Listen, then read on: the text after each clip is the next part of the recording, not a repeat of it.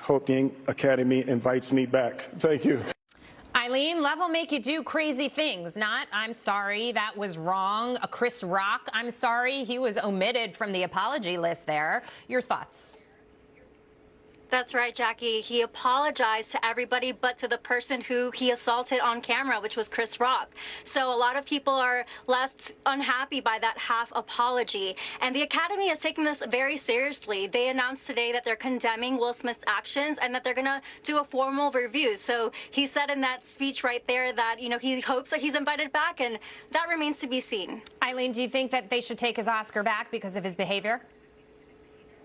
That, I think, actually would be taking it a bit too far. And I say that because there are other people that haven't been held accountable for their actions. People I saw on social media brought up Harvey Weinstein. Their Oscars haven't been taken away. So why should Will Smith's? You know, I think that perhaps there could be some other ways, and it's just maybe not inviting him back next year, or perhaps providing more security at the Oscars next time. Right. It's something like that. You do have to, I mean, you can't just let this go completely without. She made a brilliant point, Eileen, in that they can't go down this road of taking back Oscars because so many dirtbags have won them. Roman Polanski won an Oscar. Yeah. Okay, the guy's not even in the country right now. Harvey Weinstein obviously wins an Oscar. So it couldn't go on. But we do need to defund the joke police on some level. Right. And learn the difference between a joke and a hate crime. But that's part of what's wrong in society, yes. right? And we've gone way, way too far with cancel culture, Eileen, as well. I mean, it's just people can't take a joke anymore, and that really is part of the problem.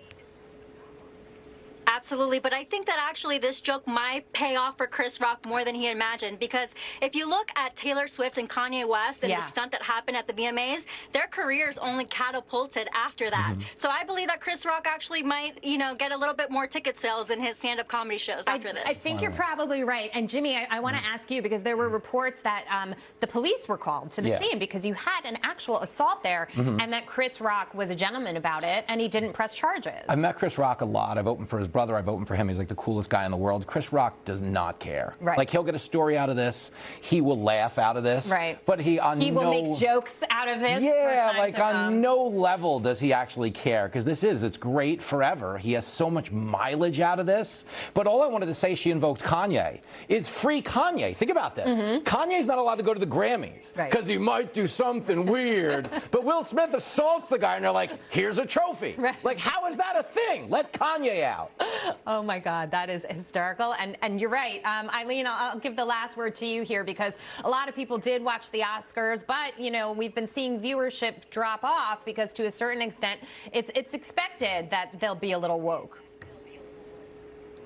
Right. Well, I think that that's going to change a lot of things next year, because a lot of people, at least from what I've seen on social media, have been saying, wow, I thought the Oscars were very boring. I didn't expect a WWE SmackDown in the middle of it. So I think they might see the viewership go up a little bit more next time. Yeah, we'll be watching. Eileen Reslen and Jimmy Fela, thank you so much. There it is.